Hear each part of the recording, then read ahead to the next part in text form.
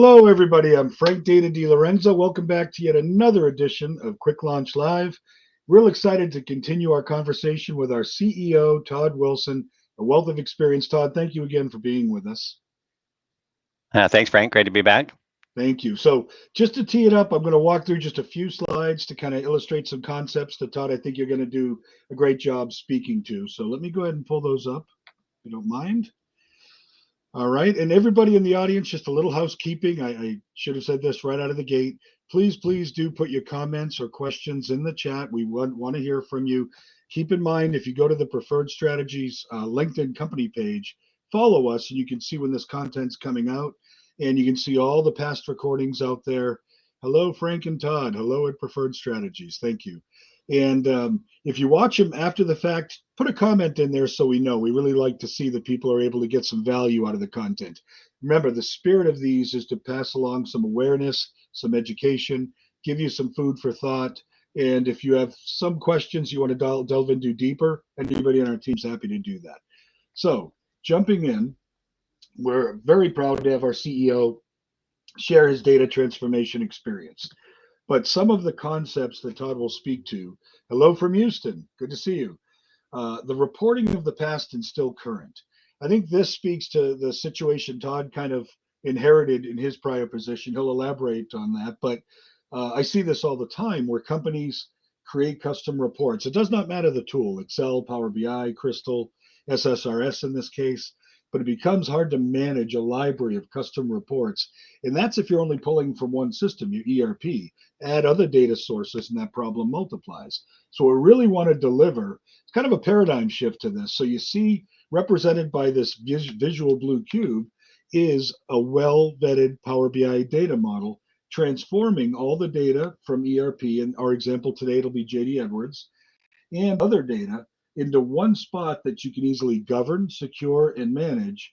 And if you have things you want to change, like a particular measure, maybe cost to complete, production, unit rate, you do it in one place, validate it, and then each tool that calls that measure will be updated automatically. And the tools can be, Microsoft tools are great, Excel, Power BI, paginated reports, which is kind of the evolved version of SSRS we use for pixel perfect things like financials. So we'll elaborate on that.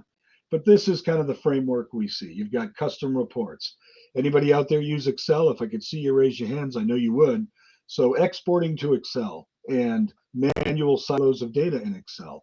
And even if you're savvy enough to be using Power BI, if you haven't transformed your data, you're still creating little blue cubes in my representation for every report or every module you create. And there's just a better way. And I'm excited for Todd to share his journey on that.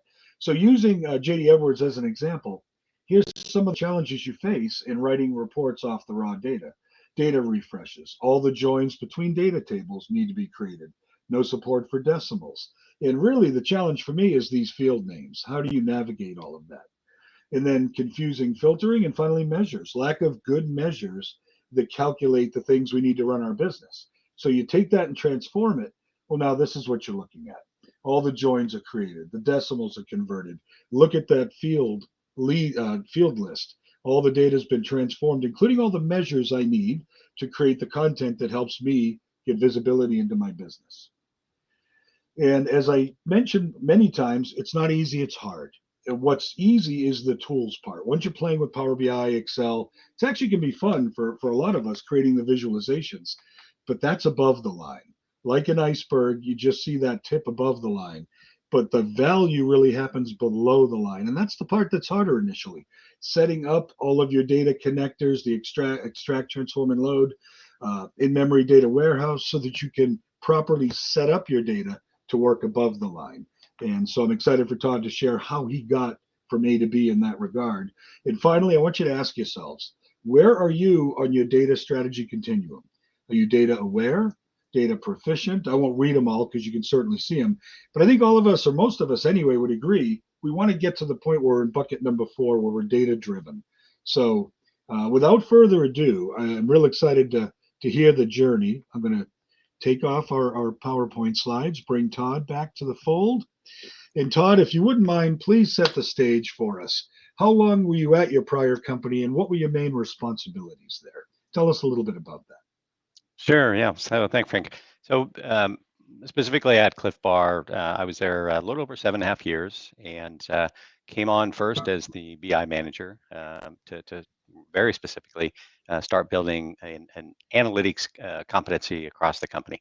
That was an exciting journey filled with challenges, opportunities, and quite a lot of fun. Mostly because the people there, the culture was exceptional, and so we had lots of opportunity. I quickly shifted into an expanded role where I took on the CIO role. And so for 7 years, that was a broad set of responsibilities where that included all our business applications, all of our technology support from help desk to networking. But my passion had always been and continued to be during that time analytics and Mm. bringing real value out of that as a transformation for an organization. And Todd, just from my experience in preferred strategies, we hear nothing but wonderful things about the people and culture at Clif Bar. I imagine that was a nice experience for you being in that environment. Yeah, yeah, I'm fortunate to be in contact with many people that are still there, and Mhm. just some of the best I've ever worked with, especially on the BI team, as That's we work fantastic. through that journey. Makes work more enjoyable when you have that healthy culture and type of environment. So during that time, can you describe your data driven journey? Sure. While it's certainly fun to use the Cliff example, I would say it really is the same pretty much anywhere else. Certainly, that's been my experience. Just like Cliff Bar, everywhere else, we had a lot of data.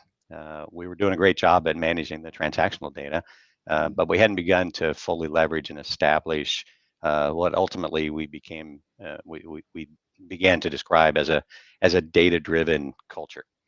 In fact, in most cases, it was kind of the opposite.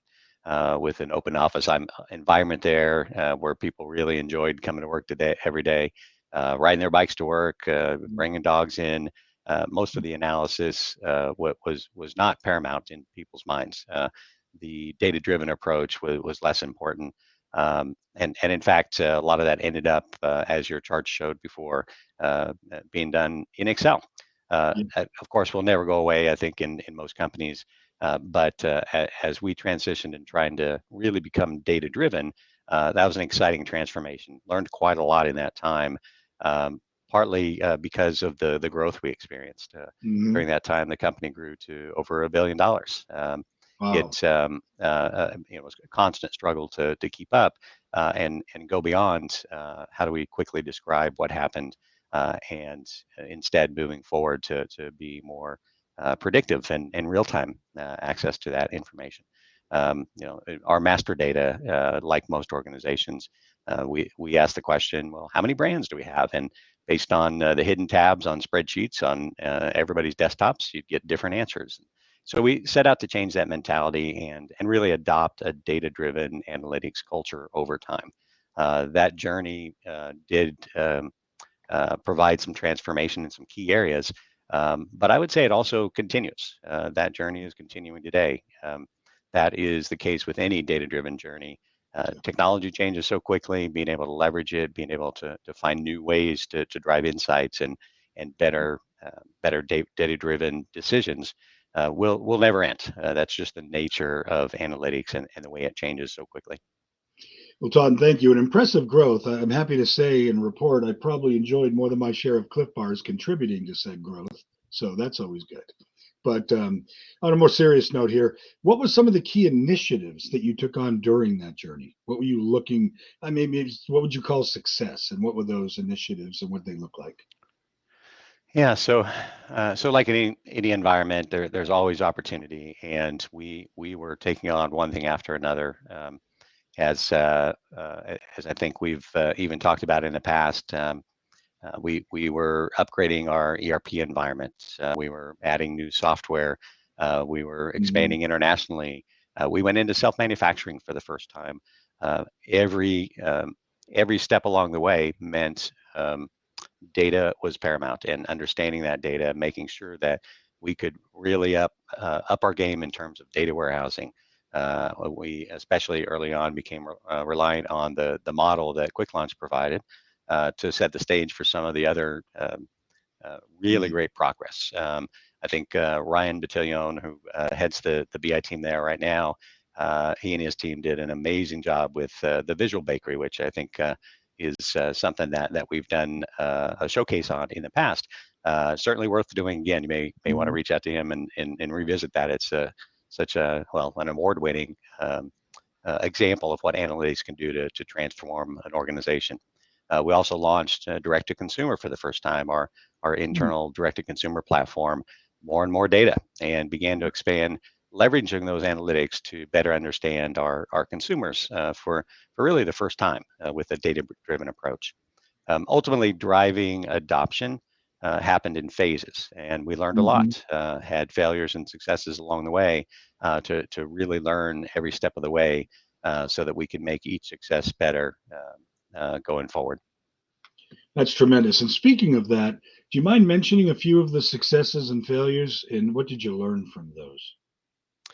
Yeah, but I think some of the ways we saw that data-driven culture begin to emerge were subtle, but all of a sudden you started realizing that people really did understand the value in presenting information and understanding information and being able to have that data-driven approach, even if you didn't know that's what it was called. But along the way, that came with a lot of learnings, a lot of failures, and then restarts and building success again.